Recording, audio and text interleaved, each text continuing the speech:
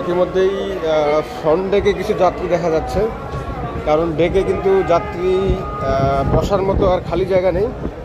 Launch ছাড়তে কিন্তু এখনও দেরি, প্রায় ঘন্টাখানেক বাকি।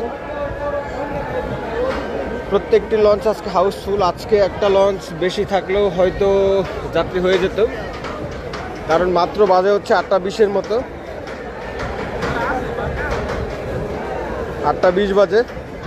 এখনই কিন্তু প্রত্যেকটা লঞ্চ হাউসফুল এবং আজকে কেবিন ডেক কোনো কিছু খালি থাকার কোনো সম্ভাবনা নাই। পারাবাদ 11 আজকের সেকেন্ড শিপ, পারাবাদ 18 সার্ভিসে নেই, 18 প্রপালশন সিস্টেমে প্রোপেলার এবং সুগানে কাজ করা হচ্ছে। আর আজকে অনেকদিন পর সার্ভিসে ফিরেছে অ্যাডভেঞ্চার নয়, গতকাল ঢাকা থেকে ছেড়ে আসে এবং আজকে বরিশাল থেকে ছেড়ে যাচ্ছে ঢাকার উদ্দেশ্যে। তো মাত্র 3খানা লঞ্চ আজকে বরিশাল নৌ রুটে, যে কারণে যাত্রীচাপ বেশি।